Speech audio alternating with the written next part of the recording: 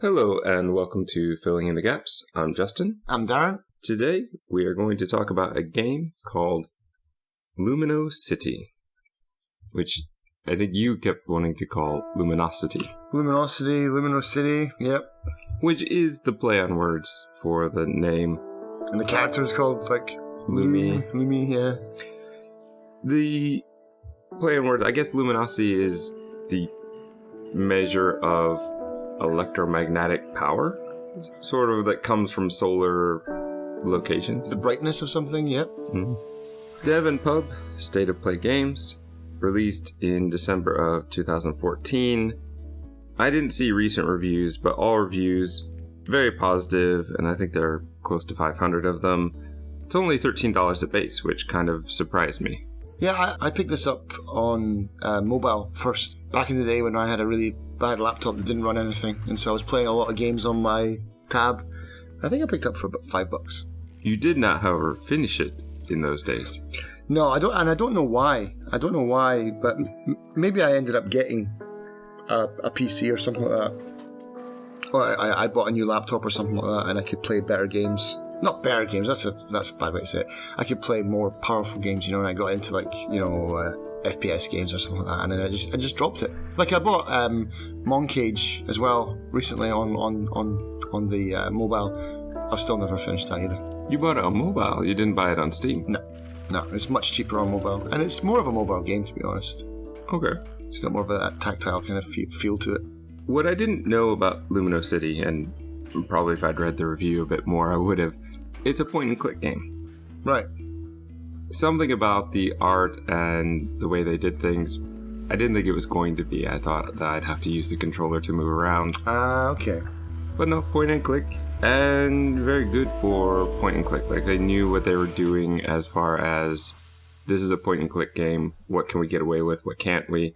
There were definitely some times where I had issues, but that's pretty much true of any point-and-click game. Yeah, I had a few bugs where I would, be clicking on something and then I would just magically disappear and then reappear where I clicked on, even though it was an impossible place to get to. I had a huge bug as well. We'll get into that one when we actually get to it. As far as the games look, it's amazing. It's beautiful. It's absolutely amazing. That is basically what sold me on it. I didn't even really look much at the review because I knew I wanted to play it based on the look alone. Mm. Physical sets with an animated sprite, an animated character that goes through and does everything is fantastic. Yeah, they made a documentary of the making of, and they showed you the actual model that they've built, and it's just incredible because it's all one big set that they had in the middle of a room, and they pan a camera around physically. It's one giant model. That's very interesting. I didn't suspect that. What I thought was they made one smaller model that looked like the whole thing, and then they made each set detailed piece. Yeah, no, it's a giant model. Pretty cool. I recommend that. It's like a 15-minute making of. I definitely want to.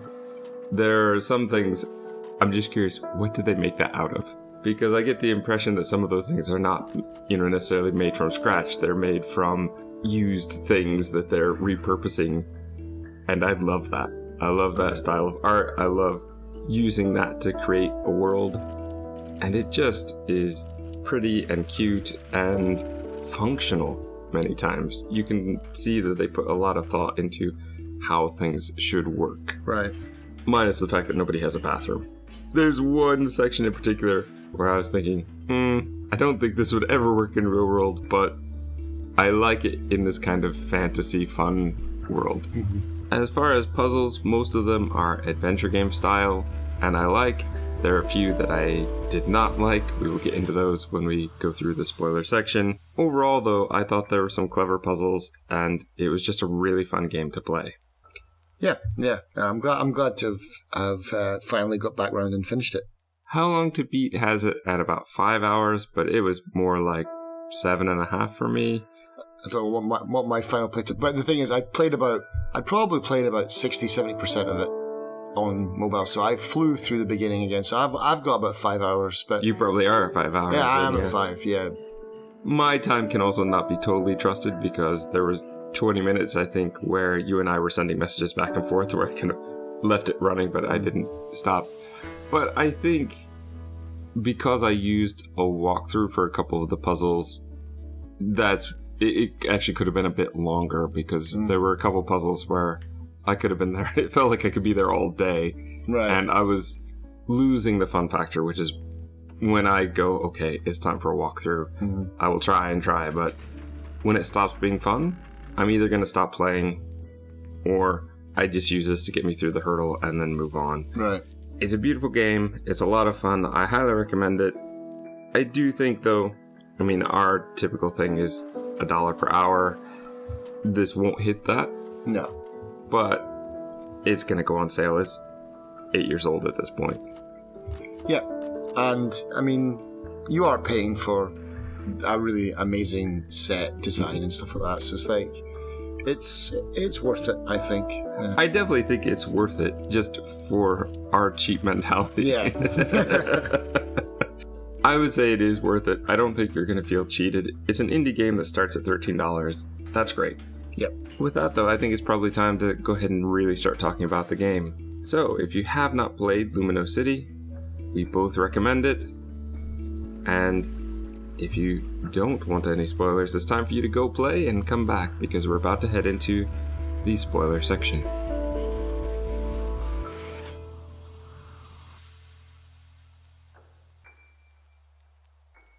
The menu screen is incredibly simple.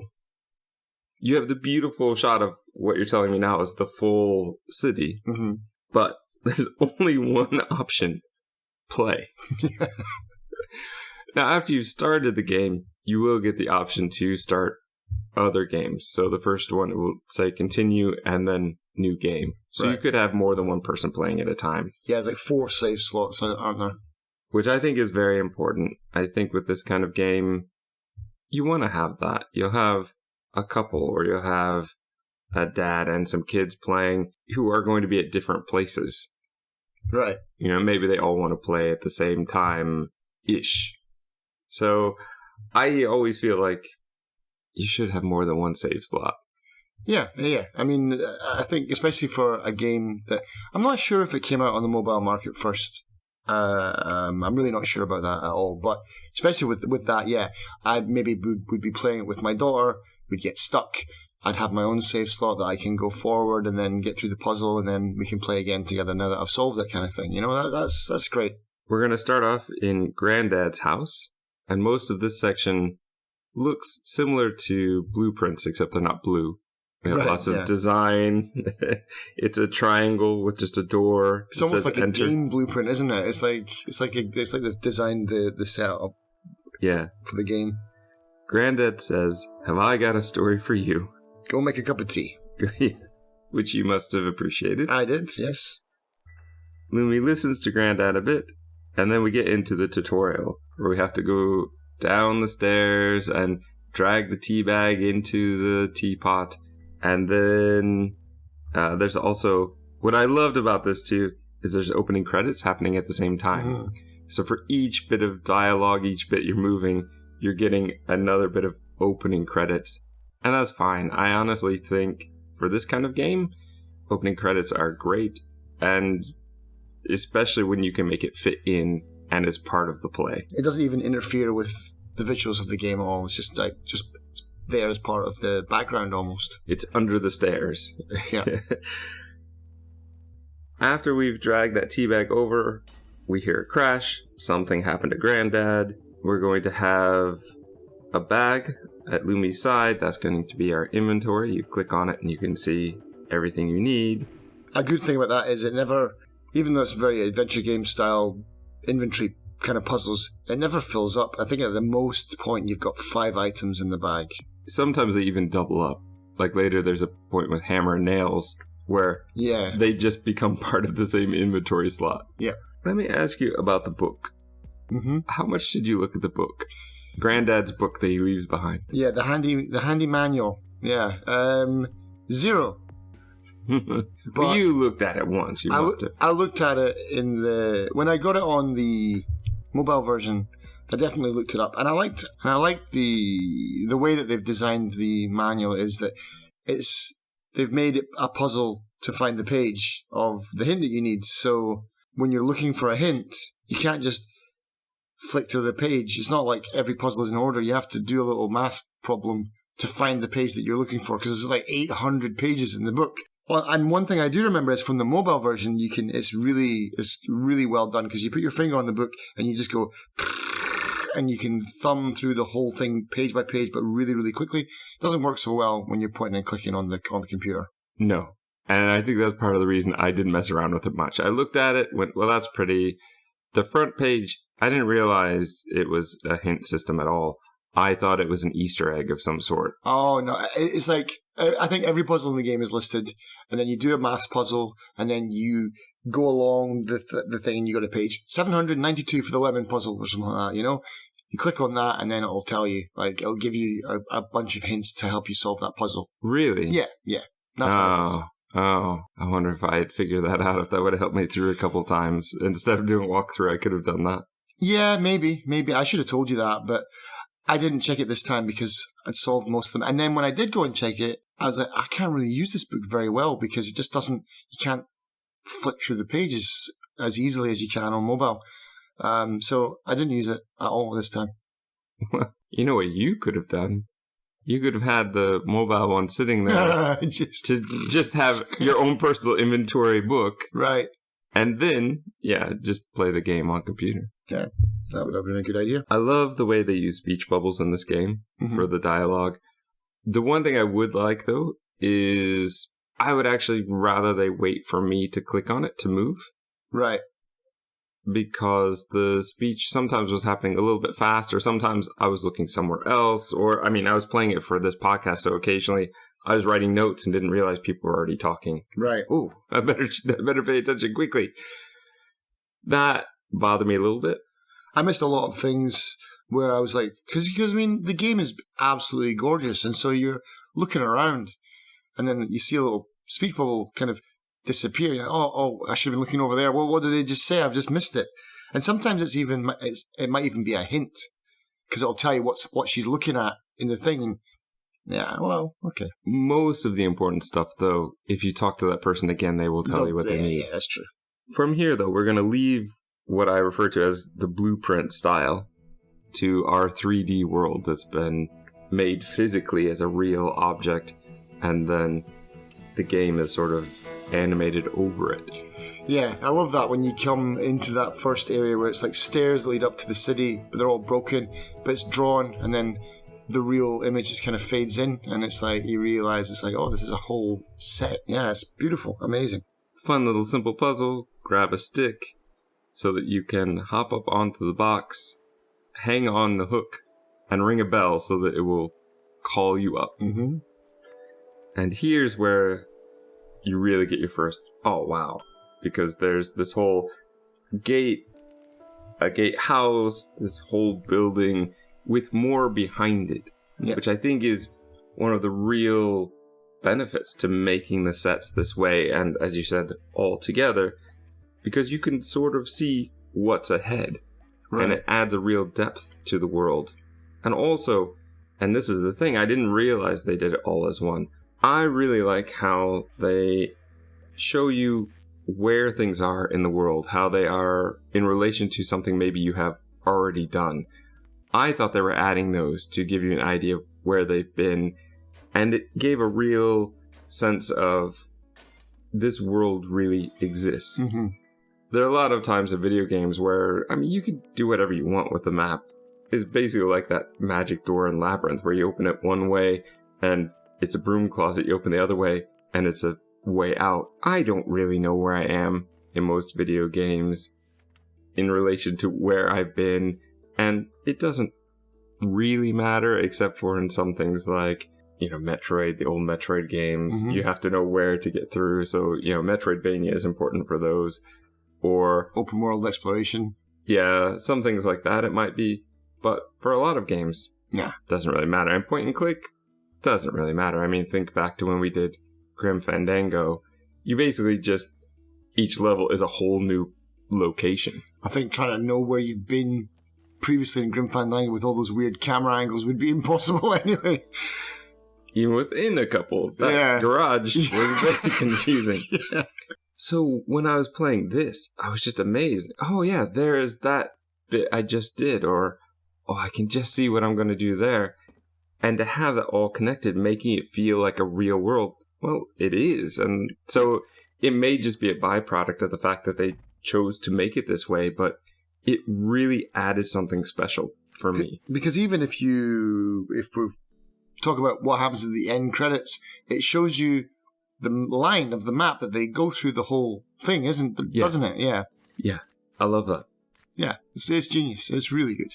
The power's going to go out, which is going to irritate the gate guard. Watching his horse racing or whatever. So we have to go around and collect lemons, which we are going to use as... Is it a battery or just a conduit? It's a circuit. Yeah, circuit board. So we're using it to, create a circuit board. And you can poke the lemon through and then rotate the lemon around to be the right position.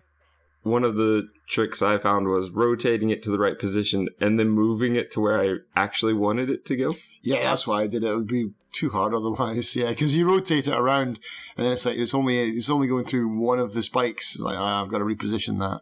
Yeah, a lot of repositioning, but it worked, and it was just kind of silly and funny. It's like, oh, I've got one left over. I wonder if that'll come in handy. I know it will. Yep. And how many times am I going to try it when I'm stuck? Maybe a lemon will help. Help me dig for potatoes. Yeah, with a lemon. Maybe I can throw the lemon at this guy and he'll give me what I want. I did at one point, the burger guy later. Like, maybe if I give him this, he can season with the lemon instead of these 50 pounds of salt. Still don't really understand how I solved that one, but we'll get to that. Yeah. We then have a puzzle that did stump me for a couple minutes because I could see kind of what I needed to do. You get up to the top, there's an antenna, but I couldn't figure out how to make it bend. Yeah, because she says, oh, I can't bend this much. She tries to bend it and she can't, yeah. I also found the button that would lower the hook. And I was like, well, I don't need that anymore. I don't think I need to go back down there. And that is one thing. Early on, I wasn't sure if I was going to have to keep going back to earlier parts. But the game very clearly tells you, in a speech bubble, I believe, I don't need to go back there. Yeah. Which is good. Thank you for just telling me. And you conveniently drop items that you don't need anymore. Yes. That's very point and click style, and I'm totally fine with it. Yeah. If I'm done with it, let it go away so I don't have to worry about Clogging up my inventory. Yeah. Well, clogging up my inventory is more a problem because I'm going to try it on absolutely everything if I still have it. But no, it's a fun little... Get the hook onto the antenna, pull it back, stand there, and Lumi often says, well, this is another one of my great ideas. She's going to launch herself over the rusty gate into the, I don't know, bandstand gazebo area. Thing, yeah. Beautiful area. Yeah. With lots of things going on. You've got the two people who are talking to each other. You get to go up and talk to the mayor, who has many cats, who knows our granddad, who we're going to find out through dialogue is the handyman of the whole city. Yep. Everybody seems to think he's very clever. She says, oh, well, you need to do something with the bandstand and the stairs. But I'm not sure what. My memory's going. I don't know how to help you. So you're going to head downstairs, and you have a gear puzzle, which is basically just trial and error. Yeah, we've done these puzzles 100 times already. It looks good, though. Looks great. Yeah, every puzzle in this game looks great. They don't all play great, but this one is. Yeah. So the only thing that I think makes this one different is that each gear has an arrow of the direction that it's got to be turning in, doesn't it? And so that's it, though, because I saw that and I've seen that before. Like, we've definitely played other games where that is part of the mechanic. This one, maybe that is. I just didn't really feel like it was. My thing was more, how big is it? If it's too big compared to the one next to it, it's just going to fall off. Yeah. And you have to use all the cogs as well, because you can get to the other side and spin the wheel, but that's not enough power. You need like to light up all the green bars. For this one, that's not a problem for the other gear puzzle, but yeah, for this one, I had done the same. I got it! No. Oh, but I guess I need those too as well. I don't know why having more gears would power it up more. Yeah, I have no idea. Let's not question game logic and let's move on. Great. Yeah. So you've got that, and then you get outside, and it's a pretty straightforward matching puzzle at this point. Matching the colors. Though I thought I had it once, and I was very annoyed, and I don't know what happened. But I must have been off, and it was very close. Because when I did it again, done. Yeah. I believe if you leave the area, it does reset, so you have to start over from the beginning again. Mm-hmm. Which will create a set of stairs. Yep. Boom, boom, boom.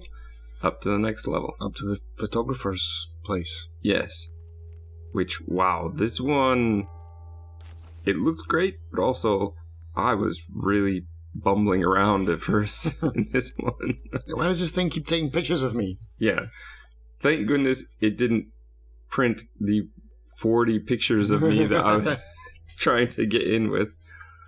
You get into the photographer's house. The photographer is saying all his pictures, his inventory have been ransacked and rearranged. I can't wait until I get the guy who did this to me. Mm-hmm. And so then you have to go into the dark room. She says, like Lumi will say, oh, grandfather said all the lights need to be red. Yeah. I don't know why you'd have this many lights Yeah, exactly. in a dark room. But when you only have 2 rooms in the house, yeah, maybe use this for something else as well. But with every single shade of colour on the windows. It's like stained glass up there. Did you have any trouble with this puzzle? No. I mean, the labeling the bottles was fun enough. It was easy enough. Took me a little while, and Yeah. it really set me into the mindset with this game. They do this a few times. Well, you're going to have to match it up, and it's not going to be easy. Mm. We're not going to make it a picture of a horse, and you have to, oh, here's the leg, here's the head. Right. These are labels, all different parts, different colors, but maybe there's one line that matches up. Right. Or you have to find the right shape to fit. And they will stick, even if it's in the wrong place. Yes. Oh, yeah. It's not like it'll give you a hint that way. But then I do remember playing this on mobile for the first time, and the labels was fine, but knowing what to pour into the sink, which is made of paper, which is odd because it's a cardboard box, but you fill it with liquid. But I had a big problem, and then this time I was like, oh, it's right there. The code is literally right in front of you. It's like the 4 circles with the green, and then 1 black circle. Right. That's right on the labels of the balls, idiot. Yeah, I don't know why you had trouble with that Yeah. one. My trouble more came with the lights, because I didn't understand the lock symbols. Okay. I thought that just meant, oh yeah, these are locked in place. And so I'm bumbling around, going, if I could just get this one to adjust, I can always get it just within one. And we've done so many of these puzzles before. Yeah, I'm not a fan of these kinds of puzzles. I know, and that is the thing. I'm not either. And so in my head, I was thinking I must just be messing it up, because I always have trouble with this kind of puzzle. Once I realized that I could switch the lock over, it was seconds. Right, yeah. Because it would be impossible just by doing it on that left side. Yeah, you can't do it on only one side. Right. Once I had that, though, great. Done. Now you can print and develop each picture. Oh, that's me. That's the guy who lives here. Oh, that's Granddad. What was he doing here? Right. But because you have that, the man gives you the key to get to the next part, I believe. You hold up you hold up Grandpa's picture to the camera, and it opens the door because it's a recognition system. That's right. But flawed if you could just hold up a picture and get through. Yeah. And that's going to take us then up to a place with many ladders and a huge crane. Yeah. This one was fun because you have to interact with the people. Yeah, they've all got little quests. Some guy needs a can opener, one guy wants a bun, or some recognition from the baker that he's helped him out. Yeah. So you can talk to the baker, get the bun, give that to that guy, so that guy will go up. You've got the woman who's angry at her neighbor for making all the banging noise, so you just need to go back and forth between them. And she says, well, I've loaned him stuff before and lost it. And the guy says, oh yeah, that is kind of on me, because from up here, once you drop it, it's gone. Yeah, exactly. That's part of the problem of living up so high. But go back and forth between them, and you get that. I forget how we get the baker. It's some sort of weird inventory cake puzzle, isn't it? It's like a pattern kind of solving thing. It's basically like find the odd one out in the pattern. Which took me a while. And you could just click on every one until you get it. But the reason we need them is because we need sort of the backup engine, and it needs the weight of 4 people, apparently, to power up the crane so we can move the dome over a hole to protect the people from the rain that's about to happen. Worst crane ever. Who invented that? Really awkward controls. Yeah. I just fumbled my way through it. And I didn't like the design of it. It's like, I get it's a puzzle, so it has to be awkward. But stop making me have to click everyone back onto it. It only lasts for about 5 or 6 seconds before it switches off again. Just leave the people Just leave hanging. it on. Yeah. That was annoying. Yeah. I agree. That would be my suggestion as well. Yeah. Once that's through, then the construction worker gets out of our way. We can go down into a room full of darkness and a shaft of light and some mirrors. And we have to light up each room, which took me a few tries to get right. Yeah, it's a bit awkward at points. But I love the jumping around on a bungee cord to get to each one and then bouncing back. It actually looked pretty well. It actually played pretty well. It's just some of the mirrors, I wasn't quite sure what they were supposed to be doing. There is a good indicator of, I think there's a little blue line where the light should go through. Mm-hmm. But I still, at first, was a bit bumbling around, is what it felt like. Yeah, the angle on the mirrors doesn't seem to match the reflection either. So it was a lot of trial and error for me, really. Get that, though, and I love this. The light into the rooms actually shows you the artwork, which gives you the code you need for the door. That felt really clever to me, and I really enjoyed that. Get through that door, boom, what feels like a completely new area. This is the area with the Ferris wheel and that they use for washing clothes. Yeah. I'd love to use a Ferris wheel to do my laundry. You're going to be able to get into a room with a bicycle generator. I struggled with this for a little bit just because I was trying it, water would come up, and then I'd leave. I think the idea is you have to stay long enough so that it just starts running on its own. Yeah, you pedal the bike, and the bike is basically lifting up water out of a lake or something like that, and then some electric eels, and then once you've filled that up, then you can get off of it. Then, because the Ferris wheel is moving, a string has gotten loose, you can go down, talk to a woman who won't let you get through her house to the next part. Yeah. Because she's angry at her husband, who promised to play her a song that he played back 20 years ago or whatever. And so we have to go talk to the husband, who has no trousers. Yes. But knows how to play guitar, but he can't teach us until, of course, we get him the trousers. Yeah.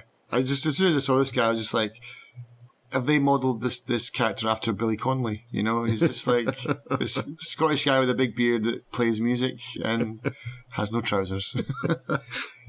Get the spanner from down here so that you can alter the water. You can switch it off, basically. Switch it off, yeah. Because Lumi won't climb if water is happening, I guess. Yeah. And then you have to climb on the Ferris wheel. It's not easy. I really hated this part. Yeah. Because I kept on going round and then landed on the ground again because I couldn't get in quick enough. Yeah. And at one point, I don't know where it is, I'm pretty sure it was on this one, but there was one point where I clicked on something and then I just, boop, I popped over somewhere else and I was like, oh, I've solved the puzzle now because now I can't fall down on the ground. It was weird. I believe there is a start point that is closer to the center, which didn't highlight ever for me. And that is what stopped me for a long time. I just don't think there's any way. Maybe somebody who's faster than me can do it, but I kept trying from different points on the outside, and I just never seemed to be able to get inside fast enough to get to the point where I wouldn't just stand on the ground again. Right. And then you have to go back out again. Yeah, that's right. Yeah, it doesn't just... You can't just jump down. Right. Just let me get out of here now. Yeah. It's taken me long enough. It's been so frustrating to get onto this thing. Let me get out of here. It looks good, but that's all it is. It looks pretty. Doesn't play pretty. You head down, and now you've got to help play a song. Because apparently the man says his fingers just aren't as nimble as they used to be. But he can teach us how to play the song. Yeah. How'd you feel about this one? I like this. Again, this was much easier on the tab. Because you're basically playing a guitar, you're just clicking it with your fingers. But this, with a pointer, is much harder. It's definitely much harder to keep on rhythm. Yes. Yeah. It does not sound pretty the way I played it. Luckily, it doesn't matter. Yeah. This is not a rhythm, it's just a pattern. And I know he said, oh, we're going to play each part and then we'll play it all together. And I should have just written it down, but I didn't. Mm-hmm. Because I thought for some reason it wouldn't be so annoying. Oh, but it was. Because I could remember parts, but not the whole thing. And as soon as you make one mistake on that final one, start over again. But don't you just have to start the section again? You don't have to start from the very start. As you're learning the song, but at the end, you have to play the song all in one go. Oh, do you? Oh, I didn't notice. You do each section, he'll be like, okay, here's the first section, now here's the second section. At the end, you do have to play all the way through. Break for each section, so you just need to focus on each section. But if you make any mistake along the way, back to section 1 again. Mm. And since I didn't write it down the first time, well, this time now, if I don't remember that section, I just make a mistake so that he will show me the answer, and then I write it down. But there are so many times I just messed up. One of the problems was my notation, because I was doing it by color. Okay. There's yellow, green, red, and 2 white. And actually, I think there's 3 whites. So there's like a lower white, an upper white, and a middle white. That's right. I think at first I was trying to just... Middle white was just W. Okay. But then I would just go for the one I saw, and oftentimes choosing the wrong one, and back to the beginning again. The guitar looks real, that little circle of guitar. They used real guitar strings, I think. Yep. I love that. I love the fact that after you finish, the guy says, oh, I'm gonna noodle around for a bit. You can jam with me if you want, and you can try to play something if you want. He even has 3 different tunes to play around with. Mm-hmm. So he's looping, and you can play around if you want. Did you play around? I did a little bit, yeah. I had a little jam session with him. I figured as much, yeah. I did for a minute, but even when I knew the song, with pointing with the cursor, the rhythm was just often sounds bad. So right. Why would I want to keep doing that? The woman will now let you through, and you're on to the next part. You have a guy with a bike. There's a tire that has many holes in it. I didn't like this part. The concept is simple. You know what you're doing. Yeah. You have to turn the patches around. There are just so many holes. And what really got me about this one was the fact that when you're picking up the patch, it's bigger. And then you set it down, and it's not covering what you just thought you'd covered. Don't even talk to me about that stupid solar panel puzzle, man. Where everything's, it looks like that size, but it's gigantic, or it's really, really small when you actually pick it up and put it down. I hated that puzzle. Did you have a problem with this puzzle? No, it was fine. You have to go up and move a pipe so that you can launch yourself. Yeah, the guy's like, my bike! Does he actually say that? No, but he does, like, put his hands up, like, what are you doing? I definitely put in my notes, sorry about your bike, dude. That's gone. Yeah. Because, when you drop something, it's not coming back in Lumino City. And that's probably all this guy has to do is ride around on his pipe all the time. That's how it makes electricity, because it looks like when you're driving around, the room inside kind of glows. Now we're up to... We're up to the circle line, which I thought was very funny that they call it the circle line. Mm-hmm. There's a station.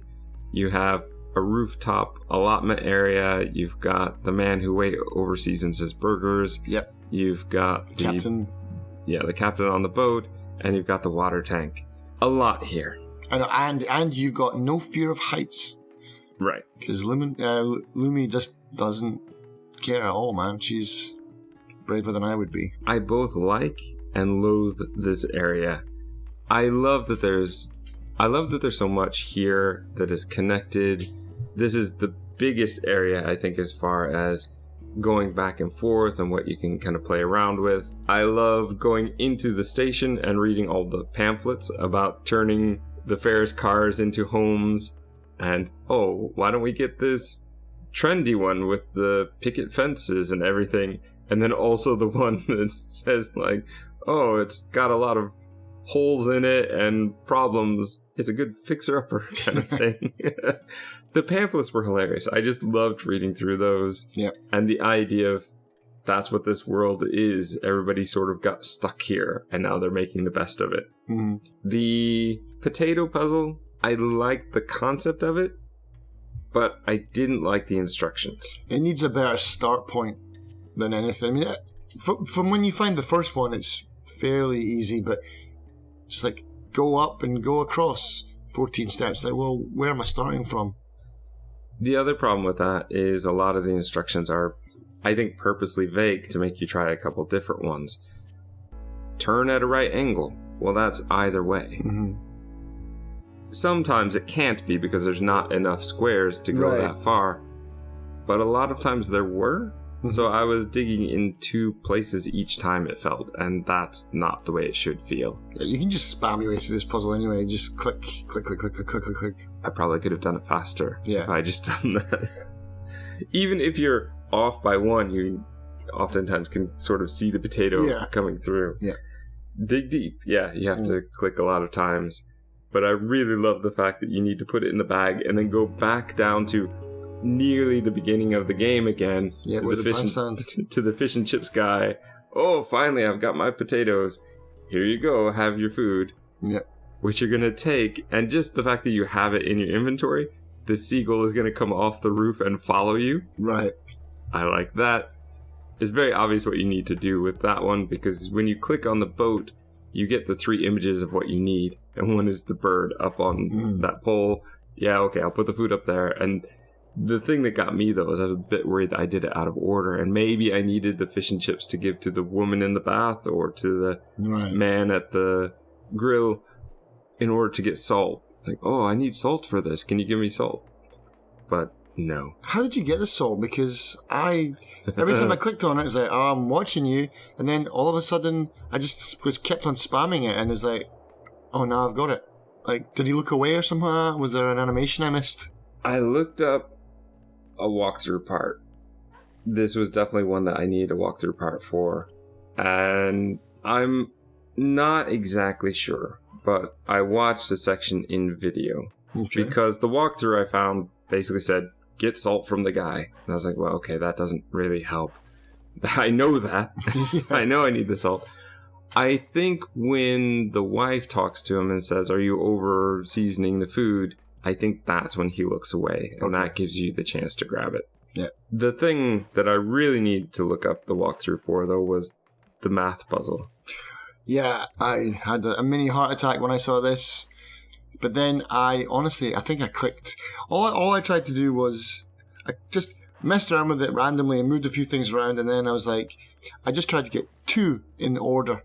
I can add that one up to 12, I can add that one up to 10, and then everything else just magically was in sync already, so it was easy. See, I was doing that too. I would have 4 that were right. Oh, really? And then find, but this one is odd, and there's no way it can be odd. They all have to total an even number. So I was looking at it and very quickly going, odd, odd, odd. No, that's not going to work. So now I've got to do it again. I tried just taking one of the rings, I think the outermost ring that you can move, putting that in place and just trying to readjust the 2 in the center one at a time. I just couldn't get it. There's the same number on each ring multiple times. So it could be that 4, or it could be the 4 that's next to it, or it could be 4 on the other side, so you've got 3 different ones to choose from. So that kind of must up the number of combinations. Even the solutions. Because at the bottom, you've got a few 12s, a few 10s. Yeah, 8, 12, 10, something like that. The one thing that could help you is, as I was saying, there are no odd numbers. So you can easily see, if I've got 1 or 3 odd numbers in a row, that's not going to work. That's not how I solved that. I didn't even think about that at all.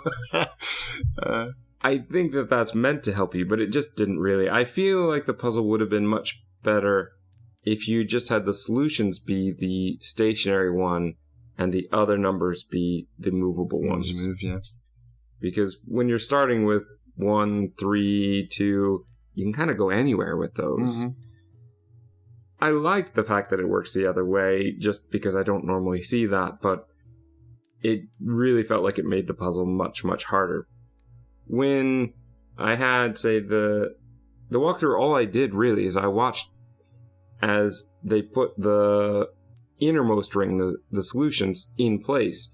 So with that, then and the final one, then it was very quick. Yeah. I think there are just too many variables here for me to enjoy this puzzle. Mm-hmm. Put that together with the salt in the water. Now you have water pressure, so you're spraying salty water on the captain. Mm-hmm. You go into the boat, which is another part I need to walk through for because I didn't see the pink panel that you have to open. Go down there, and there are guys just sitting here waiting to row or something. Yep. But you need to put this map in order. It makes no sense. You're just connecting the oars from one side to the other. I don't know what it is, but it's again, it's another puzzle we've probably seen 100 times, so... I enjoy it, though, in the fact that it's very easy to move the pieces around. Yep. This isn't a slide puzzle where you're stuck in those places. You can just swap them all around. Totally freely. And just make the line match. Get out. Now the captain is awake. The boat is rocking. And he's looking through his telescope the wrong way. Yeah. Drop anchor. We can now follow the anchor chain down. Mm. And I believe this takes us to the bubble area. Yeah. There is a man trying to catch carbon dioxide out of the air with his bubble. Yeah. As you do. Their mission, as we find out from his co-worker that's hiding, is that they were meant to collect the carbon dioxide out of the air to help plants grow. Mm-hmm. Which is great. That would be lovely. Yeah. But you have to do a tidal pool puzzle to get the coin out. Yeah.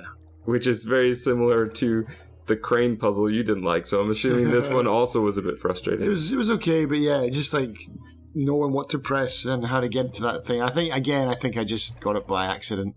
I kept getting it. Like one off. I had a real issue with the 3 pegged one later on up the ladder.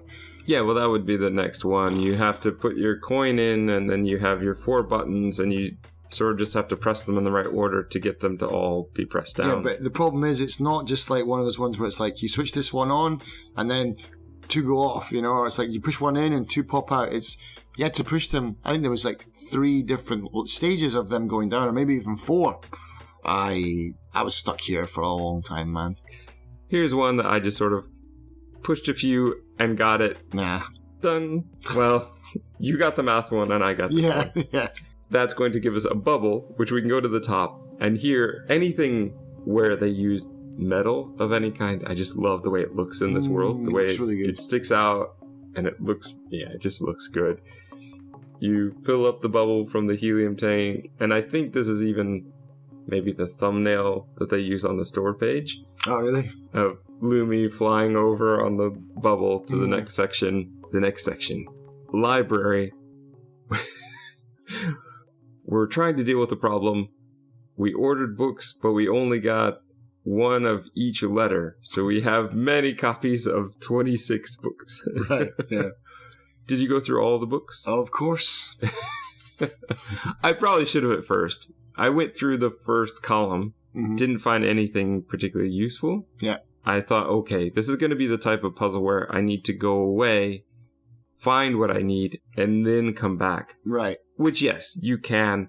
But if I had just gone through the next row, I would have found the Morse thing that obviously you're going to pull the Morse code out of. Right.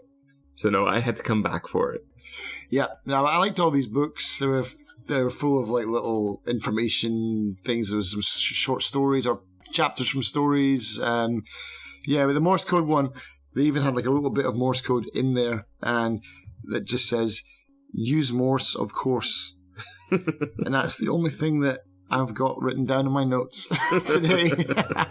But yeah, I like this room. I like this kind of stuff. Climbing around, it works well. I'm not sure I enjoy it that much, though. Especially when you're having to sort of go back and forth. It does work pretty well, though. The highlighted white circle that appears, clicking on that, knowing that you've clicked on the right thing, it's not a guess point and click, which, I mean, most point and click, you click on it and hope that it works. Yeah. This one isn't quite like that. You're going to get up to the windmill lighthouse, and you go inside. There's a broken Morse machine that you can take a clothes hanger from, but I'm not sure if you can do it at the beginning. Nah, not now. Because I think they even make a joke about it later on. When you do get to collect it, she's like, oh, it wasn't even attached after all.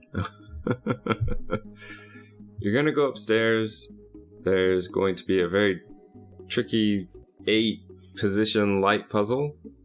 You have to shove the crystals through to get them horizontal. Took me a while. I got right down to the last, like the top left section of it, and I just couldn't get those two to sync up properly. It took me a while. Both sides, it's basically the same mechanic for the top and the bottom. Yeah. And I had the same problem where I would get 3 of them. And one would be out of sync. Now I've got to mess them all up to get it back again. Yeah. What really helps, though, is understanding that much like, I think, any of this kind of puzzle in this game, it works in a very similar fashion in the fact that whatever one you click, it's going to move that one plus the 2 connected to it. Yeah. The light puzzle from the photography worked the same way. The edge ones, because they only touch one, they're only going to move those 2. That does help a lot. And the fact that that's consistent through the game is actually quite nice. It didn't totally help me. Still took me a while to get this one. And when I saw it, I let out a groan of disappointment. Like, oh, again? We've done these puzzles already, but okay. Get that. And now... it's time to ask for cake and tea. Did you do that? Of course, yeah. Totally skip that part. Yeah, so the guy... hang on. So if you Morse code down... So he's like, what do you need? And you're like... and then you Morse code back tea, and he's like, no tea, no power. And then if you say that you need cake, then he takes his notebook and scribbles and it holds up. He says, I ate the cake. One cake and tea. There is that flyer on the wall that gives you those particular words, right? Yeah. As well as SOS. However, I didn't do SOS because I didn't notice that poster. So the first thing I said was help. And that also worked. All right, okay. I didn't even find the poster, but I just typed in SOS because it's the only thing that I know in Morse code off the top of my head. So, and then it's triggered the next part. So, but I just didn't know what to ask for next. And then eventually I found this thing with tea, cake, and rope. Like, yeah. So I knew to ask for rope because of the poster. Yeah. Thank goodness they put that there. I wouldn't have quite known. I think she says something about what she needs, but it was very fast and I missed it. Yeah, and it's like it's not the easiest contraption to use. No, it was kind of a pain. Definitely something that was better on mobile again. I sound like a broken record, but because you just held it with 2 thumbs, you just held it down, held the other one down, let it go. Using your mouse to hold it down was tricky. It definitely took some use, especially for like some of the longer letters that had a dot, a dash, like four bits of code in it. Quite hard. Yeah. And a big part of the problem was you couldn't reset the word. So you basically have to leave and come back and start over again. Yeah. if you really messed up and you knew you messed up a letter, you could just let it go. If you had more than 4 dots, it would just erase it. But there were so many times I was close. I was really close, but the timing was just off, and it would turn into a dot or a dash, the opposite of what I wanted. Yeah. Now I've got to start over again. And part of this was after I got him to launch over the rope, I wasn't exactly sure what to do next. I missed the arrow saying that I could walk around the top. When I was looking at the Morse thing as it was happening, I could see there was a telescope and another area, but it wouldn't let me click on it from there. And I just missed that triangle saying, yes, you can leave this section. I don't think it appears until he shoots the rope, to be honest, because I don't think it was there. Maybe check, when we put the video up, maybe check the video. But I think that red arrow only appears after he shot the rope. So, and I didn't know that I could go outside either. So I was climbing, again, back around to the library and back up.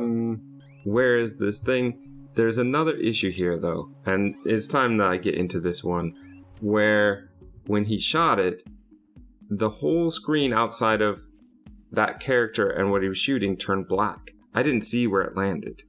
Oh, okay.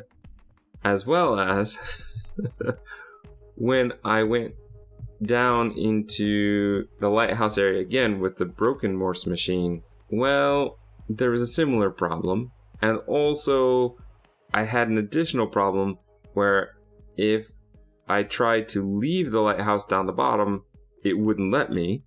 And if I tried to leave out the top, Lumi would climb out the top, and I, the player, was just stuck in this room and couldn't click.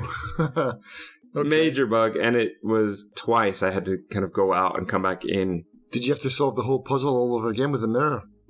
Not with the lights. The lights are already done. No, but you had to do the Morse code all over again to get to shoot the rope again, probably, did you? Actually, I don't think I did. I think it was okay, but there for a few minutes I was worried I wasn't going to be able to finish the game, or that I'd have to start completely over from the beginning. Right. I was quite worried. And there was a whole section, again, right around here where I could see Lumi walking around, but the whole area was black. Right. And that you can't have. No. I think this is the only real section where that was a problem, though. But it was a scary problem. I didn't like that. But I didn't know where the rope landed, so I had no idea. So I was just wandering all over the place. And then again, another walkthrough to go, oh, I can go out there? Okay, let me go back. I had already grabbed the coat hanger because I knew from, spoiler for No Way Out, but coat hangers are apparently great for zip lining. Yeah. We need to get to the... So we zip line down to the diner. Which is beautiful. This whole area is amazing to look at. Again, that metal just looks so great. You've got the post boxes. You go inside the diner. It's just a little diner. Yeah, it just looks good. Nighthawks, you know? Yeah. You've got the pinball machine. You've got the generator that doesn't quite work. And I thought I could use my lemon here, but no. You've got the sad postman who can't mail his letters because something's gone weird with them. You've got the diner boy who kind of has a crush on Lumi. And the fact they work together, it's kind of cute. I wouldn't mind they do something with that in another game. But yeah, we need to go up to what you've already said is very frustrating, a jigsaw puzzle of placing the metal pieces into the solar collector. Yeah. Took me a few tries.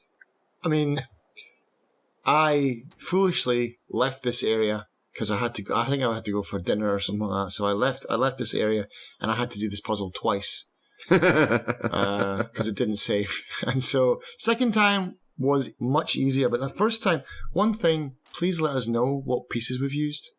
Yeah, that would definitely help if there was a checkmark system, because I was constantly picking this one up to go, did I use that one already? And watching where it came from so I could put it back. Yeah, because I didn't even realize that it was removing them from the actual panel. Because they're all really obscure shapes. Well, most of them are. And so I was just focused on this part over here. Like, I want to get something that fits in there. And so, yeah, I'd click on it and drag it in. I wouldn't realize that, I've taken it off of there. I mean, the game does have all the pieces, the shapes, the outlines of everything, but the scaling, there's the one part right at the bottom that's a long line with a thing. It looks like a really thin Tetris block with like a little bit on the end. But when you actually take it out and place it, it's gigantic. It's huge. It's really not out of focus. Like, what am I trying to say? Like the size, it just looks like the wrong size almost. It's giant.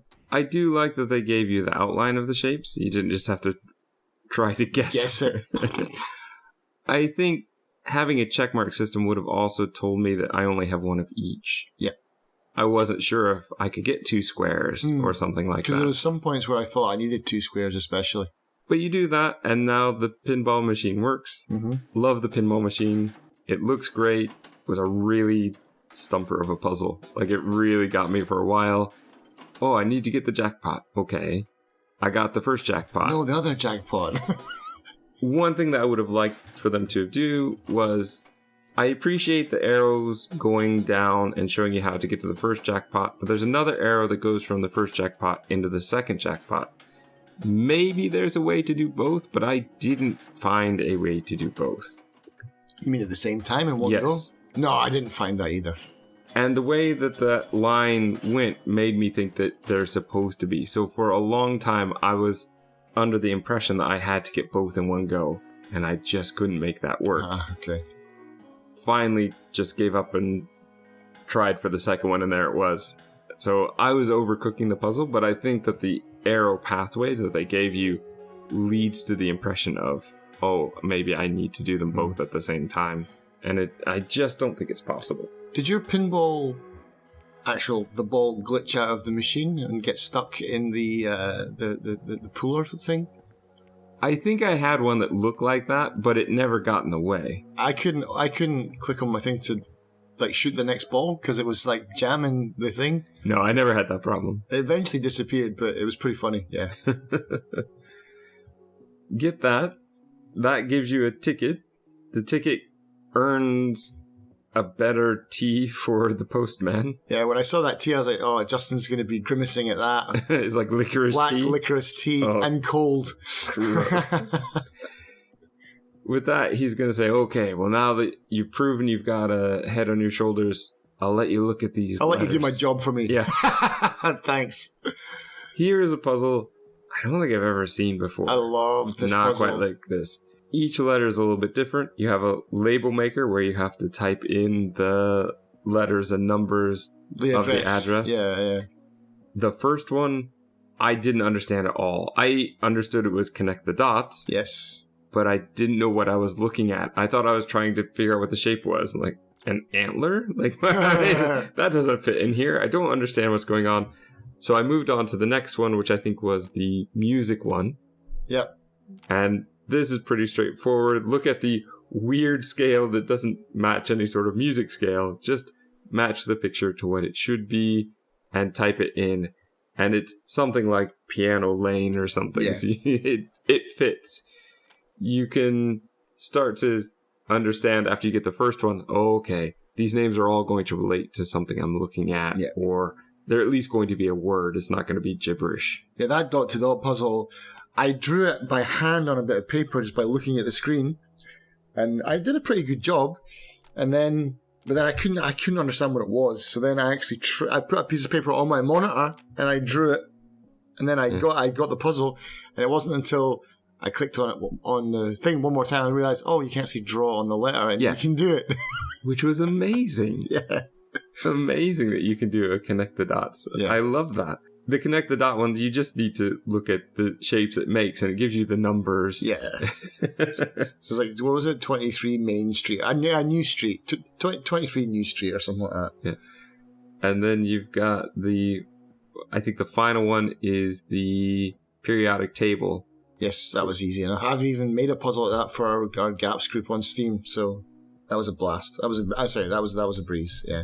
Post those. I did at first get a bit worried about the fact there was no space, but we need a space. You just click over the space and you don't have to worry about it. This is going to then take us down to... Oh, the spinning house. The spinning house. The diner server says, oh yeah, that's the one. That's the address that will get you to the powerhouse. So the spinning house. I don't like the spinning house. Damn you, spinning house. Alright, so it's not just me then. Nope.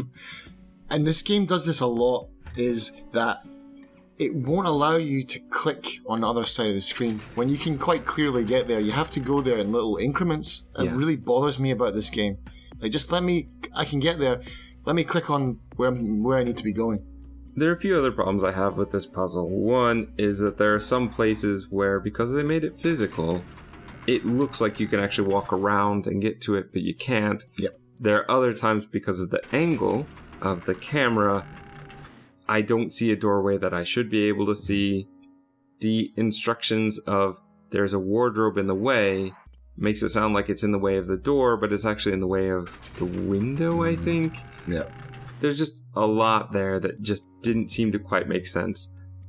What I do love, though, is that they tried to explain the way this puzzle looks through the guy's dialogue in the lounge. He's saying, oh, well, I don't have to worry about weather. It's magic down here. No wind, no rain gets in, so I can leave the whole front just open. So that's why you can see the whole open. And, wow, wouldn't it be great if we could make use of more space so I can flip my house and now I've got like a whole new room. Yeah. The problem with that, though, is that they haven't done it. There's only one purpose to each room as far as I can see. Yeah, it's like, now the bathtub's on the ceiling, but there's nothing on the ground. They didn't really seem to take advantage of that. Yeah. They didn't make a kitchen which is also a bathroom or something weird. That's kind of missing. That would be weird. You don't want to be pooping in your kitchen. I know, but it's that idea. Everything is kept up with magnets and hooks. Like, have a pool table above your bed or something that actually fits what you're telling me. Yeah. When you don't have that, now you've gave me that explanation, and that explanation is not worthless. Mm-hmm. I didn't like that. Yeah. I found the whole thing just to be a bit confusing. It took me a long time. It took me a while to find. I got the nails real quick. Yeah, me too. And then I couldn't get up to the top of the house to get the hammer. It took me a while to get up there. And then when I got the nails and hammer, I didn't have a clue what I was supposed to be doing. There's one point where I just got stuck. I got to the nails, but then I couldn't figure out how to get back to the beginning you again. Slide down the pole, don't you? Yeah, and I think that I didn't understand that, so I actually went out and came back in to start the puzzle again. All right. How did I get here? I don't know. How do I get back? So I definitely had some real issues with this one. And then the final part of the puzzle of you have to hammer above you, it just didn't feel right. Like, those better be some really long nails if you're nailing a wardrobe to the floor through the ceiling underneath it. It just didn't... I hated it. Yeah, okay. So I think that we agree that was probably the worst overall. I mean, that whole level is just that one. As far as the level, like, that one just doesn't work for me. I love the idea. As soon as I knew it was a spinning house, I was like, yeah, this is great. I love these kind of things. But this one, I didn't. Tired me out real quick. Yeah. But you're going to get the key then, and from there you can get into the power station. You have to get up the turbine, which this angle is a little awkward. Yeah, especially when you're clicking on the rooms right at the very top. I was like, okay, by the time we get to level 3, we'll get an angle change. Nope. No angle change. The first one, I love the fact that the technology leveled up with each one. Right. So the first one is punch cards. I like the punch cards. It took a long time to do. Yeah. I like this just for the initiate self-destruct. Yeah. Oh, sorry, that's not available right now. I was wondering what would happen. There are no achievements for that game. I don't think there's any achievements for the game at all, no. Because I was sure that would be an achievement if there was going to be one. I love the idea of the punch cards. They take a while to do, but I love the actual punching. The sound, the sort of... feel of it. Yeah. Feels real. And so that was good, being able to put it in. You've got a few different clues as to what the password might be. I put in chess, I put in birds, and then I tried Mary, which is the actual one. You seem a bit upset about this one. Because there's no, that's just guesswork, man. That's not a puzzle. There's nothing that really, there's no underline, there's no bold, there's no, like, oh, if you forget my password, it's nothing to hint. There's a whole thing about birds, and like you said, chess. There's a bunch of birds with weird symbols in there, and yeah, I get that that's a red herring, but I was trying different names for birds, parts of names. I just lost focus, and it was like, I just went to the birds. I mean, having the name Mary as the puzzle, as the password, it doesn't make sense. It works for me. Here's the thing. With the punch card, you only have so many rows that you can use. Something like that, isn't there? I think it's like 8, but most of the bird names were really long. I looked at the cover, and I thought, oh, it's going to be the bird that's on the cover. But that name was way too long to fit on the punch card. Yeah. So that's where I started to go with shorter words that I could do. Yeah. There weren't that many clues. If you avoid the bird names, I hit the 3 that I think that you would most likely do. I don't have a problem with it, but maybe I don't have a problem with it because I got it pretty quickly. This feels like a find the password puzzle, though. I mean, not really a puzzle. It's just, here are some hints. What could it be? I like this better than the tape puzzle. It breaks its own rule. Or at least it did for me. What's the rule? The rule is you can't, when you loop it around, if you block off where the tape goes in at the end, when you bring the tape down, it has a big X over it going, no, you can't do that. Well, but it breaks physics. It doesn't break its own rule. It breaks physics. But no, it does, because it has an X on there and says, you can't do that. Oh, okay. But I solved it by doing that eventually. I crossed, I had the tape go all the way to the right, up and around, and then all the way around the back, and then come back down, and it went through it this time. And you had them crossing? Yep. I did try that just to see if it would work a few times. It does work. I could not, however, find the solution that you did. My solution actually did work without crossing it over? Without crossing. I couldn't find one that way. I'll send you the picture of mine. I took the picture. I took that screenshot because I was worried if I ever had to do this again. Right. I wouldn't be able to. It's, again, a lot of trial and error. A lot of, well, maybe I need to loop it around this way. And each disc is a different size, so that it's a lot of variables to play around with. Yeah. Luckily, there's only 4 or 5 slots, or was it 6 slots where you can put those tape things. I like the idea of it. You run the tape over the line, it reads the code. But yeah, it wasn't, I'm not going to lie and say it was easy. Yeah. Then our third puzzle in this part is the projector, where we finally get to use our lemon. Oh, yeah, that's right. Which I knew right away as soon as I saw it. Here's where the lemon goes. Boop. Yeah. Okay, but now what do? I just click on things to place the pins. I just followed the line, just like, okay, here, it goes here, it goes there, and yeah. Luckily, on there, it does say A to A and B to B, because I wasn't sure if I was meant to go A to B and then A to B the other direction. I also found that there were just some times where I didn't quite understand how the pegs went in. So you sort of have to click the halfway point between the two. That's right. And there were some times where I was clicking on the hole and it wouldn't go the direction I wanted to. So I thought, oh, on that hole, it only goes this direction. I was overthinking it because I just didn't understand how to place them. Once I understood how to place them, it became a much easier puzzle. Yeah.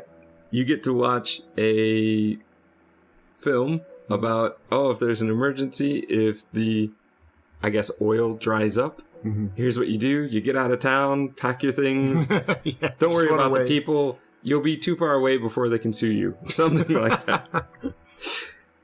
Yeah. You get, at the end, the code to get into the final door. Go through there, climb up on the most rickety, long ladder I've ever seen. Yep. And there's Granddad. Right at the top of the ladder. Lumi, I'm so proud. I've been watching you the whole time. You got good eyesight, Grandpa. Yeah. Grandpa, why didn't you climb down? in all this time? Did you want to see me? There are many other ways you could have figured out how to get out of here, but no, you're gonna hang up here and wait for me to get to you. He's probably too scared to climb that. I would be. I'm terrified of heights.